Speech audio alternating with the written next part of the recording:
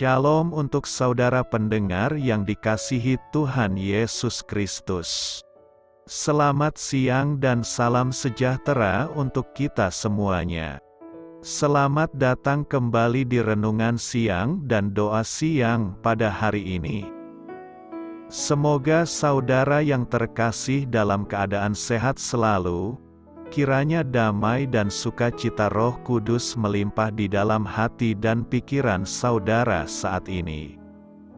Sebelum kita mulai renungan pada siang hari ini, marilah kita bersama-sama berdoa. Bapa di kerajaan sorga, terima kasih atas penyertaan yang Engkau berikan kepada saya atas siang hari yang indah ini. Terima kasih telah memberi saya kesempatan untuk selalu dapat bersyukur atas segala pekerjaan yang aku kerjakan. Maka dari itu, saya mohon sertailah selalu diri ini sepanjang hari ini. Terima kasih atas berkat Tuhan hingga saat ini aku masih bisa merasakan kebaikan Tuhan dan buatlah agar bibirku selalu mengucap syukur kepadamu. Tuhan Yesus Kristus, terima kasih pada saat ini saya masih bisa bekerja. Tuhan, saat ini saya akan memulai pekerjaan saya. Berkatilah pekerjaan ini dan sertailah sepanjang saya selama bekerja pada hari ini, agar menjadi berkat bagiku, bagi keluargaku dan juga tempat saya bekerja. Berkati seluruhnya di siang hari ini agar berjalan dengan baik dan menjadi berkat untuk kami jalani bersama dengan anak Tuhan yang lainnya. Dalam nama Tuhan Yesus, aku berdoa. Amin. Sahabat saudara rohani, pembacaan ayat emas Alkitab renungan kita siang hari ini. Nats bacaan kita siang hari ini adalah, jikalau kamu menjalankan hukum utama yang tertulis dalam kitab suci, kasihilah sesamamu manusia seperti dirimu sendiri, kamu berbuat baik. Tertulis di dalam kitab Yakobus 2 ayat 8, bacaan kita pada siang ini terambil dari kitab Yakobus 1 ayat 1 sampai dengan ayat 13. Salam dari Yakobus, hamba Allah dan Tuhan Yesus Kristus. Kepada kedua belas suku di perantauan, saudara-saudaraku, anggaplah sebagai suatu kebahagiaan apabila kamu jatuh ke dalam berbagai-bagai pencobaan, sebab kamu tahu bahwa ujian terhadap imanmu itu menghasilkan ketekunan, dan biarkanlah ketekunan itu memperoleh buah yang matang, supaya kamu menjadi sempurna dan utuh dan tak kekurangan suatu apapun. Tetapi apabila di antara kamu ada yang kekurangan hikmat, hendaklah ia memintakannya kepada Allah, yang memberikan kepada semua orang dengan murah hati dan dengan tidak membangkit-bangkit, maka hal itu akan diberikan kepadanya. Hendaklah ia memintanya dalam iman, dan sama sekali jangan bimbang, sebab orang yang bimbang sama dengan gelombang laut, yang diombang-ambingkan kian kemari oleh angin. Orang yang demikian janganlah mengira bahwa ia akan menerima sesuatu dari Tuhan, sebab orang yang mendua hati tidak akan tenang dalam hidupnya. Baiklah saudara yang berada dalam keadaan yang rendah bermegah karena kedudukannya yang tinggi, dan orang kaya karena kedudukannya yang rendah sebab ia akan lenyap seperti bunga rumput, karena matahari terbit dengan panasnya yang terik dan melayukan rumput itu, sehingga gugurlah bunganya dan hilanglah semaraknya. Demikian jugalah halnya dengan orang kaya. Di tengah-tengah segala usahanya ia akan lenyap. Berbahagialah orang yang bertahan dalam pencobaan, sebab apabila ia sudah tahan uji, ia akan menerima mahkota kehidupan yang dijanjikan Allah kepada barang siapa yang mengasihi Dia. Apabila seorang dicobai, Janganlah ia berkata, "Pencobaan ini datang dari Allah." Sebab Allah tidak dapat dicobai oleh yang jahat, dan ia sendiri tidak mencobai siapapun. Ayat di atas terambil dari kitab Yakobus 1 ayat 1 sampai dengan ayat 13. Mari kita mulai renungan siang kita. Judul renungan kita hari ini adalah Berbuat Baik. Kata bijak Alkitab hari ini adalah, sesungguhnya kasih adalah inti dari ketaatan. Cerita renungan siang kita hari ini adalah dalam buku Flags of Our Fathers. James Bradley menceritakan pertempuran Iwo Jima dalam Perang Dunia II dengan peristiwa pengibaran benderanya yang terkenal di Gunung Suribachi. Ayah Bradley, John, adalah salah seorang pengibar bendera itu. Namun yang lebih penting, ayah Bradley tersebut adalah seorang anggota Korps Kesehatan Angkatan Laut, yakni sebagai seorang dokter. Di tengah-tengah sengitnya pertempuran, menghadapi berondongan tembakan dari kedua sisi, John mengambil risiko yang membahayakan dirinya agar dapat merawat orang-orang yang terluka dan sekarat. Pengorbanan diri ini menunjukkan kemauan dan tekadnya untuk memedulikan orang lain, meskipun itu berarti membahayakan dirinya sendiri. Dr. Bradley memenangkan Navy Cross atas kepahlawanan dan keberaniannya, tetapi ia tidak pernah membicarakan itu dengan keluarganya. Bahkan pada kenyataannya, mereka baru tahu ia mendapat bintang kehormatan militer setelah ia meninggal. Bagi sang dokter, yang penting bukan masalah memenangkan medali kehormatan, melainkan bagaimana ia memedulikan teman-temannya. Dalam Yakobus 2 ayat 8 kita membaca, "Jikalau kamu menjalankan hukum utama yang tertulis dalam kitab suci, kasihilah sesamamu manusia seperti dirimu sendiri, kamu berbuat baik." Yakobus mengatakan bahwa kita berbuat baik ketika sengaja memerhatikan orang lain sebagaimana kita ingin diperlakukan. Kata baik berarti dengan benar, mulia, sehingga tidak mungkin disalahkan. Berbuat baik tanpa mementingkan diri sendiri berarti mencerminkan hati Allah dan memenuhi hukum kasih-Nya. Yakobus 1 ayat 13, apabila seorang dicobai, janganlah ia berkata, "Pencobaan ini datang dari Allah." Sebab Allah tidak dapat dicobai oleh yang jahat, dan ia sendiri tidak mencobai siapapun. Karena mencobai dengan tujuan yang jahat merupakan sebuah dosa, maka Tuhan tidak mungkin melakukan hal tersebut sebab tidak ada sedikit pun kejahatan dalam diri Tuhan. Itulah sebabnya Yakobus mengatakan bahwa ia tidak mencobai siapapun. Ingat, yang dimaksudkan dengan mencobai di sini adalah mencobai dengan niat menghancurkan dan bukan dalam pengertian ujian iman. Jika demikian, dari mana pencobaan itu datang? Maka Yakobus mengatakan hal tersebut datang dari diri kita sendiri, dari hasrat dosa yang berakar dalam diri kita sebagai orang berdosa.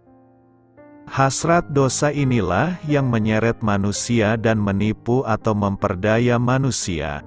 Istilah "dipikat olehnya" memiliki pengertian yang unik, di mana istilah tersebut menunjuk pada sebuah kail dengan umpan yang digunakan oleh seseorang saat memancing.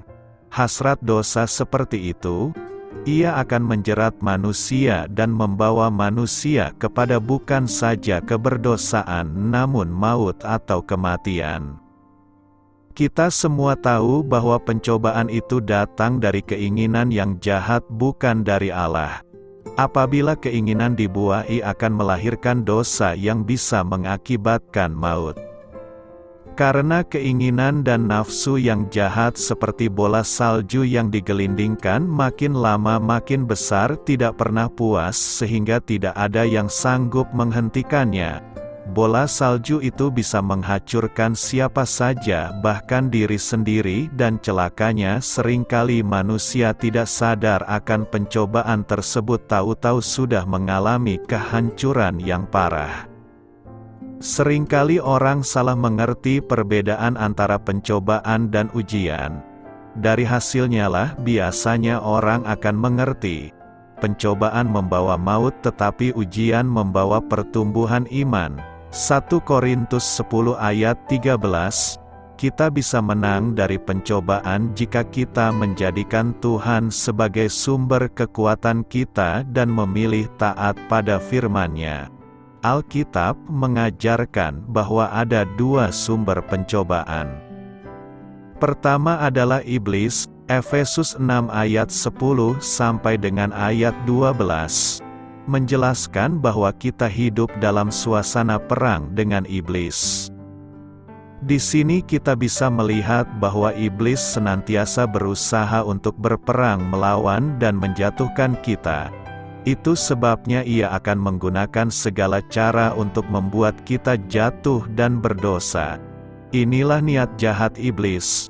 Ketika kita tergoda dan mau menuruti kata-kata iblis, maka dalam waktu yang sangat singkat kita akan berubah menjadi serigala yang siap mencari mangsa baru dan menggoda orang lain agar ikut dengan langkah kita yang salah. Kedua adalah bersumber dari diri kita sendiri. Kadang kitalah yang bertanggung jawab penuh atas kejatuhan sebab keinginan untuk jatuh dan berdosa berasal dari dalam diri kita sendiri. Ketika pencobaan demi pencobaan datang menghampiri kita, apa langkah yang harus kita tempuh agar tetap kuat di dalam Tuhan? Pertama, kita mesti menyadari titik lemah dalam hidup kita. Iblis selalu menyerang kelemahan kita. Jangan sampai kita menyangkal kelemahan diri sendiri. Jangan pernah lupa untuk selalu membekali diri dengan firman Tuhan. Kedua, kita tidak boleh meremehkan pencobaan dan terlalu percaya diri. Kendati kita tahu kelemahan kita, jangan kita bermain api dengan pencobaan. Itu sebabnya dalam doa Bapa kami, Tuhan mengajarkan kita untuk berdoa supaya Ia menjauhkan kita dari pencobaan. Jadi, jangan kita malah mendekatkan diri dengan pencobaan. Jangan karena merasa hebat kita lantas menghampiri pencobaan yang sesungguhnya sejak awal sudah diingatkan. Ketiga, ingatlah bahwa pencobaan dari iblis dan dari diri sendiri adalah sama berbahayanya. Iblis sangat cerdik sehingga ia cepat membisikkan kata-kata yang menghasut kita untuk berontak dari Tuhan. Kita pun adalah makhluk yang berdosa sehingga kita dapat memainkan rasio dan membuat diri tidak merasa bersalah. Sikap mau menang sendiri sesungguhnya sama halnya dengan kita sedang menggali lubang sendiri dan siap-siap masuk ke dalamnya. Keempat, terimalah pencobaan sebagai bagian dari ujian untuk mendewasakan kita. Dengan kata lain, ini adalah kesempatan untuk kita bertumbuh, bukan untuk kita jatuh. Kelima, apapun yang kita rasakan, yakinlah dengan iman bahwa Tuhan melihat dan menolong.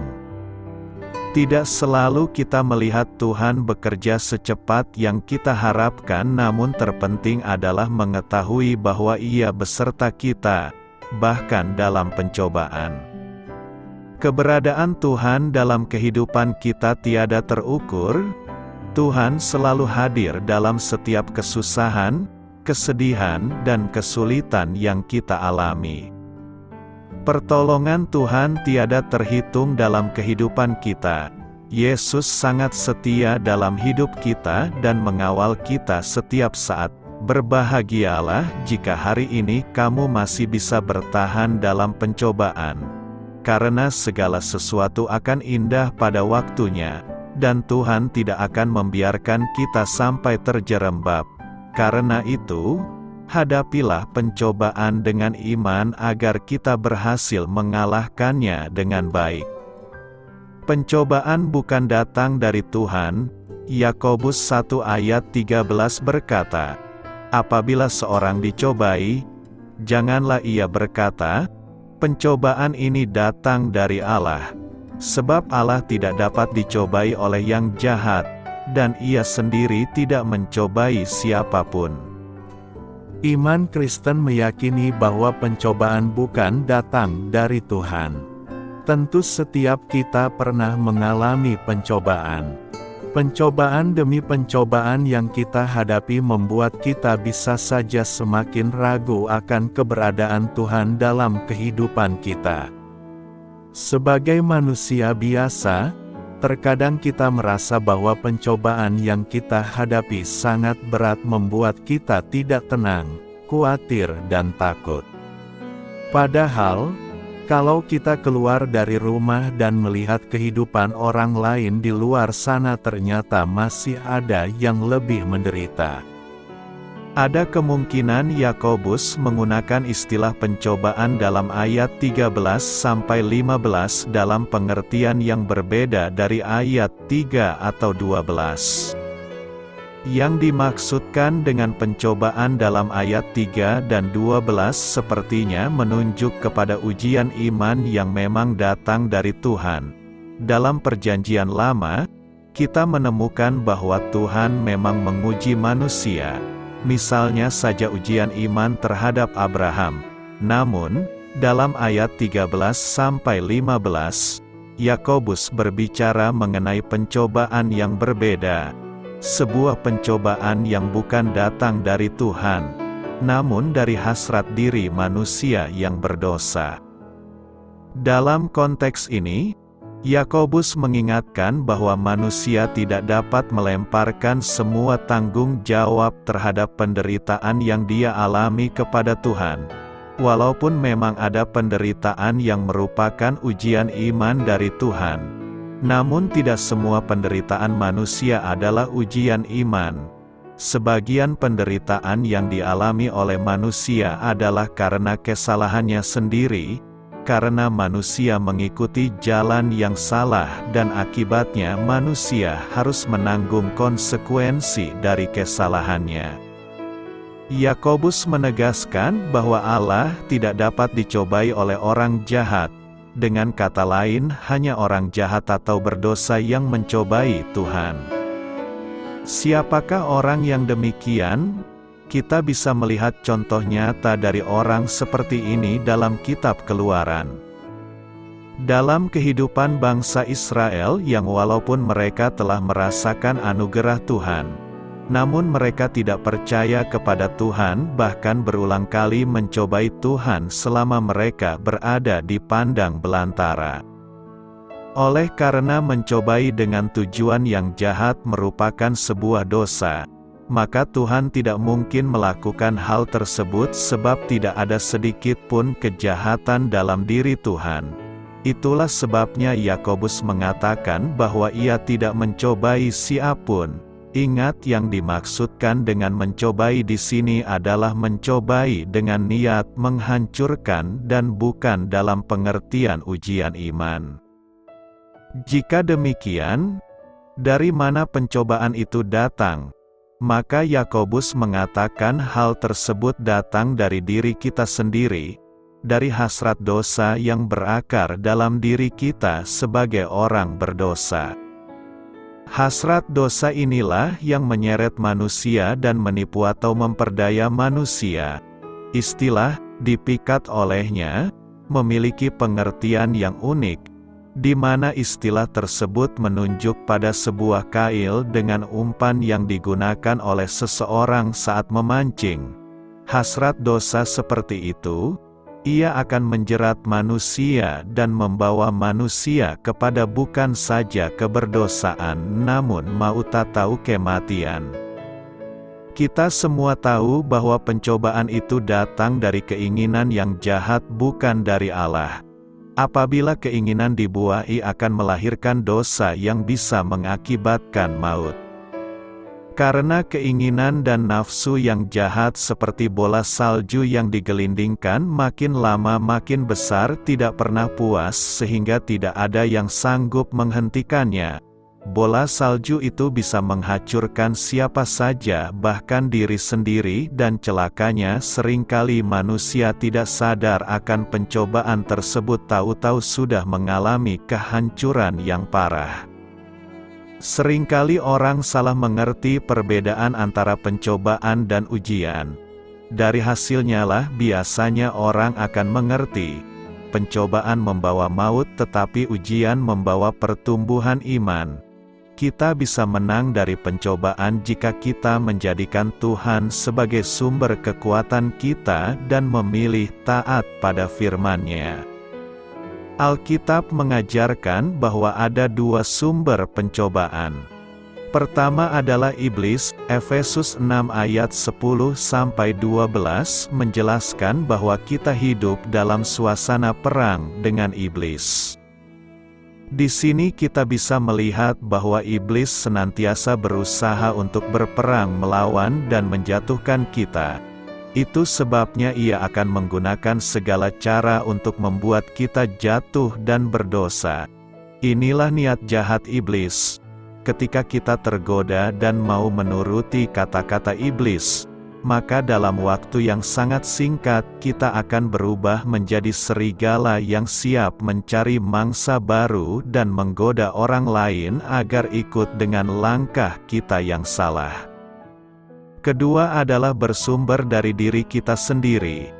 Kadang kitalah yang bertanggung jawab penuh atas kejatuhan sebab keinginan untuk jatuh dan berdosa berasal dari dalam diri kita sendiri.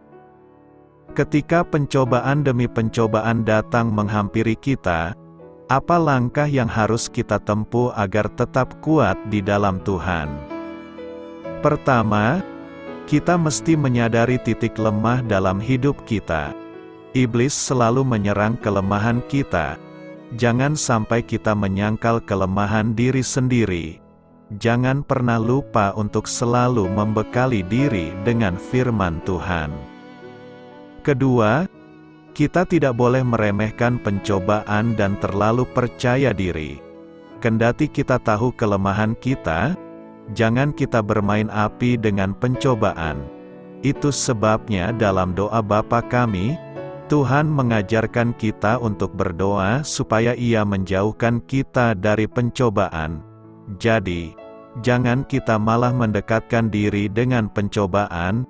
Jangan karena merasa hebat kita lantas menghampiri pencobaan yang sesungguhnya sejak awal sudah diingatkan. Ketiga, ingatlah bahwa pencobaan dari iblis dan dari diri sendiri adalah sama berbahayanya. Iblis sangat cerdik sehingga ia cepat membisikkan kata-kata yang menghasut kita untuk berontak dari Tuhan. Kita pun adalah makhluk yang berdosa sehingga kita dapat memainkan rasio dan membuat diri tidak merasa bersalah. Sikap mau menang sendiri sesungguhnya sama halnya dengan kita sedang menggali lubang sendiri dan siap-siap masuk ke dalamnya. Keempat, terimalah pencobaan sebagai bagian dari ujian untuk mendewasakan kita. Dengan kata lain, ini adalah kesempatan untuk kita bertumbuh, bukan untuk kita jatuh. Kelima, apapun yang kita rasakan, yakinlah dengan iman bahwa Tuhan melihat dan menolong. Tidak selalu kita melihat Tuhan bekerja secepat yang kita harapkan, namun terpenting adalah mengetahui bahwa Ia beserta kita, bahkan dalam pencobaan. Keberadaan Tuhan dalam kehidupan kita tiada terukur. Tuhan selalu hadir dalam setiap kesusahan, kesedihan, dan kesulitan yang kita alami. Pertolongan Tuhan tiada terhitung dalam kehidupan kita. Yesus sangat setia dalam hidup kita dan mengawal kita setiap saat. Berbahagialah jika hari ini kamu masih bisa bertahan dalam pencobaan. Karena segala sesuatu akan indah pada waktunya, dan Tuhan tidak akan membiarkan kita sampai terjerembab. Karena itu, hadapilah pencobaan dengan iman agar kita berhasil mengalahkannya dengan baik. Apa artinya Tuhan tidak dapat dicobai? Yakobus 1 ayat 13 mengatakan, ketika dicobai, jangan seorang pun berkata, Allah sedang mencobai aku, sebab Allah tidak dapat dicobai oleh kejahatan, dan ia juga tidak mencobai siapapun. Yakobus kemudian menjelaskan dari mana sebenarnya godaan berbuat dosa itu berasal. Setiap orang dicobai, karena ia terseret oleh keinginan jahatnya dan terpikat. Di awal bagian ini, Yakobus menjelaskan kepada orang-orang percaya tujuan dari berbagai macam pencobaan dan ujian imanmu. Pencobaan adalah bagian yang tak terelakkan dalam hidup di dunia yang terkutuk oleh dosa, dan kita harus menyambut baik ujian karena ujian itu menghasilkan ketekunan yang dapat menjadikan kita dewasa dan utuh, tidak kekurangan apapun. Cara kita menanggapi pencobaan menentukan dampaknya terhadap kita. Berbahagialah orang yang bertekun dalam pencobaan, karena setelah bertahan dalam ujian, dia akan menerima mahkota kehidupan yang dijanjikan Tuhan kepada mereka yang mengasihi Dia. Yakobus tidak mengatakan bahwa tetap tabah dalam menghadapi pencobaan akan menghasilkan mahkota kehidupan. Sebaliknya, ia meyakinkan mereka yang telah menerima mahkota kehidupan melalui iman kepada Kristus bahwa mereka tidak akan terlalu terbebani oleh pencobaan sehingga mereka menyalahkan Allah karena menggoda mereka untuk berbuat dosa. Tuhan, yang tidak dapat dicobai, tidak ada yang mencobai siapapun. Bukan dosa yang menjadi tujuannya. Pencobaan dirancang untuk memurnikan kita seperti emas dimurnikan dengan api. Dalam semua ini kamu sangat bersukacita. Walaupun sekarang untuk sementara waktu kamu mungkin harus menderita kesedihan dalam segala macam pencobaan. Hal ini terjadi agar keaslian iman Anda yang telah terbukti lebih berharga daripada emas yang binasa meskipun dimurnikan dengan api dapat menghasilkan pujian, kemuliaan dan kehormatan ketika Yesus Kristus dinyatakan. Jika pencobaan yang kita hadapi melibatkan dorongan untuk berbuat dosa, Yakobus mengatakan bahwa kita tidak boleh menganggap dorongan untuk berbuat dosa berasal dari Allah. Tuhan tidak menghendaki siapapun berbuat dosa, dan Dia tidak menggoda kita untuk berbuat dosa. Cobaan, berbeda dengan manusia, Tuhan tidak bisa tergoda untuk berbuat dosa karena segala sesuatu tentang Tuhan adalah kebalikan dari dosa. Manusia dilahirkan dengan sifat dosa yang diwarisi dari Adam, dan sifat itu adalah bagian dari apa yang membujuk kita dan menjauhkan kita dari kebaikan. Tuhan tidak memiliki sifat dosa, sifatnya suci dan benar. Dia tidak bisa berbuat dosa atau bahkan tergoda untuk berbuat dosa. Bujukan yang menyebabkan kita berbuat dosa tidak berpengaruh pada Tuhan. Sama sekali tidak ada sesuatu pun dalam sifat Allah yang dapat membuat Dia cenderung berbuat salah, dan sama sekali tidak ada sesuatu pun yang ditawarkan kepadanya yang dapat menyebabkan Dia berbuat salah. Secara internal dan eksternal, Tuhan kebal terhadap godaan.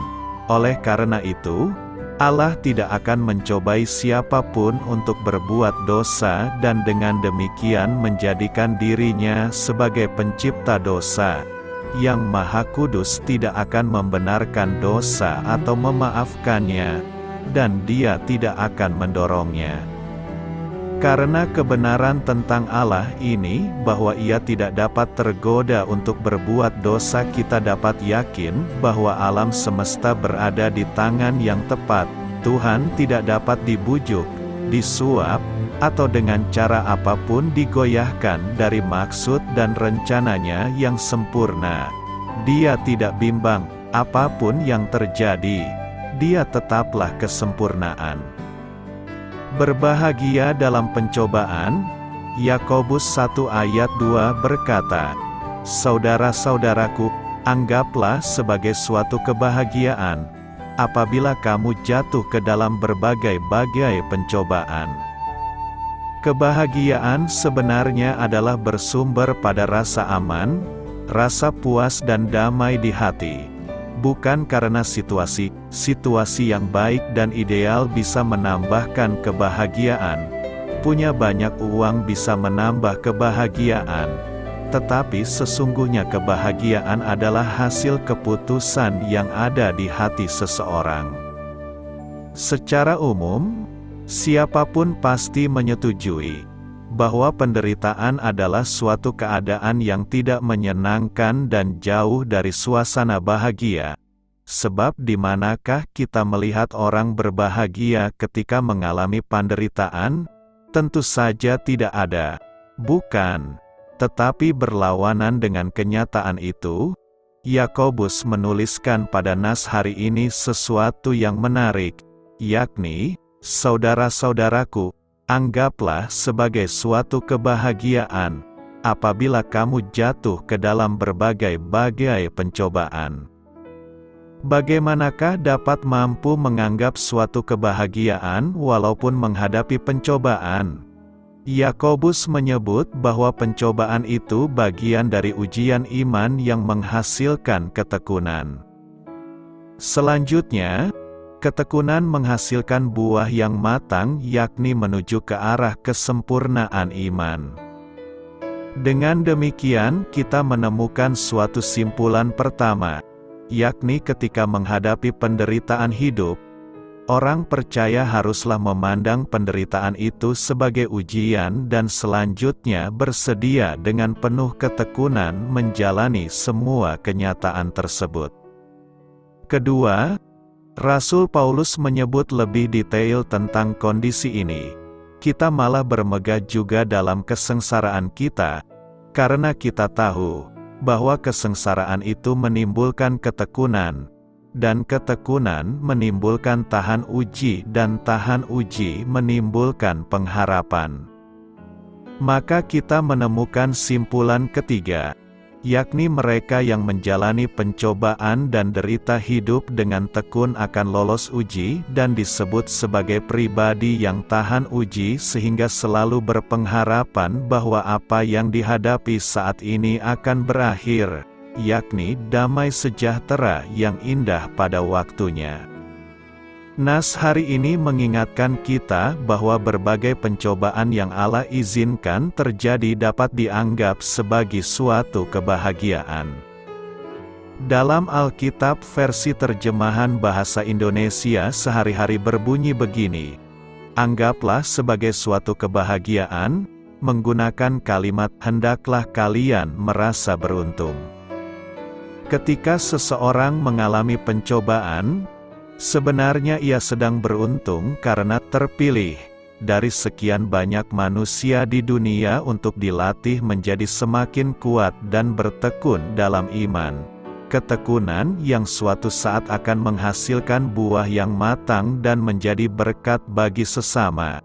Sebaliknya, orang yang tidak bersedia diuji oleh Allah melalui berbagai pencobaan, kondisi imannya akan stagnan, ketekunannya tidak akan bertumbuh, dan ia kehilangan kesempatan untuk menghasilkan buah dari ketekunan imannya. Selain itu, nas hari ini mengajarkan kita bahwa di dalam pencobaan, ujian, masalah dan keterbatasan apapun yang kita alami, kita harus dapat memutuskan untuk bahagia. Artinya ketika ujian seperti halnya COVID-19 saat ini, yang membatasi aktivitas kita, tetap putuskan untuk bahagia, anggaplah sebagai suatu kebahagiaan apapun dampaknya. Jika kita dapat memutuskan untuk bahagia, apapun keadaan kita, maka kita akan bisa menerima keadaan terbatas kita. Lalu kemudian yang terjadi adalah kita bisa mengembangkan manusia rohani kita, sehingga muncul ketekunan, kearifan, dan karakter yang baik. Pada akhirnya akan ada buah yang baik yang dihasilkan dari kedewasaan rohani kita. Semua ini bermula dari keputusan kita untuk menjadi bahagia apapun situasi yang kita hadapi. Jika tujuan pencoba adalah untuk membuat kehidupan orang percaya semakin kuat, seharusnya kita pun dapat menyikapi pencobaan dengan benar. Karena, setelah semuanya itu berlalu, kualitas hidup kita akan lebih baik, untuk dapat melakukan semuanya itu, yakni bermegah atau berbahagia dalam pencobaan dan sengsara hidup. Maka orang percaya memerlukan hikmat. Dengan hikmat Tuhan itulah, setiap pribadi yang mengalami pencobaan, tetap mampu menghadapinya dengan berbagai cara sehingga tetap berbahagia. Karena itu, tetaplah berbahagia walau kondisi dan situasinya tidak nyaman dan menyenangkan. Selamat memulai karya dalam minggu ini untuk Tuhan. Doa saya menyertai saudara sekalian. Saya memberkati Anda agar sewaktu Anda mencarinya dari Dia, Bapa Surgawi Anda akan memberikan bagi Anda roti harian Anda. Dalam nama Yesus Kristus, Tuhan yang berkuasa atas alam semesta dan menuntun kita kepada iman yang menyelamatkan, Tuhan Yesus menyertai senantiasa. Tuhan memberkati. Amin.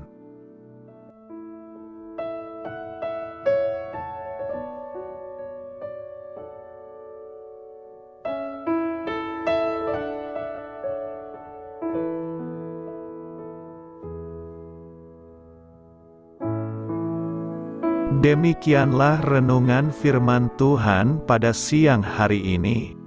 Semoga menjadi kekuatan di dalam hidup kita dan menjadikan kita pribadi yang lebih sukses. Sebelum kita memulai aktivitas hari ini, marilah kita berdoa. Bapa kami yang ada di sorga, terima kasih atas kasih dan kebaikan Tuhan yang begitu besar buat kami. Tuntunlah perbuatanku agar di sepanjang hari ini saya bisa bekerja sebaik-baiknya, tidak pernah jemu menolong sesama, selalu ramah dan tahu terima kasih, menghayati iman dan mengamalkannya dengan sekuat tenagaku. Semua ini saya sampaikan kepadamu, dengan pengantaraan Kristus, Tuhan kami. Allah, Bapa kami bersyukur kepadamu, bahwa dengan bekerja kami boleh ambil bagian di dalam karya-Mu mensejahterakan dan membahagiakan umat manusia. Kami mohon bimbingan-Mu dalam melaksanakan pekerjaan kami hari ini. Bimbinglah kami agar sanggup bekerja dengan semangat kasih, dengan riang, rajin dan jujur. Terima kasih, Tuhan. Amin. Dalam nama Tuhan Yesus Kristus Tuhan dan Juru Selamat kami, Bapa kami yang baik, kami mengucap syukur dan berdoa. Amin. Biarlah firman Tuhan menjadi pengingat untuk kita semua, bahwa tuntunan dari Roh Kudus akan selalu memberi jalan keluar bagi setiap permasalahan hidup kita, dan memberi kedamaian di hati kita. Amin. Sampai jumpa di renungan siang saudara rohani berikutnya. Shalom.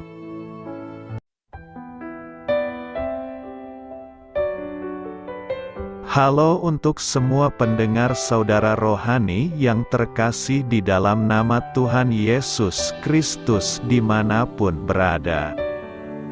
Mari dukung kami, tim redaksi Renungan Harian Saudara Rohani dengan cara memberikan bantuan, kritik dan masukan. Saudara dapat memberikan masukan melalui kolom komentar di bawah atau mengirim kepada kami langsung melalui email yang tertera di layar Anda, saudararohani@gmail.com. Jika saudara terberkati melalui renungan ini, saudara dapat mendoakan kami dan memberikan bantuan lainnya dengan mengirim email kepada kami. Saya berdoa agar saudara sekalian bahagia dan sehat selalu. Amin.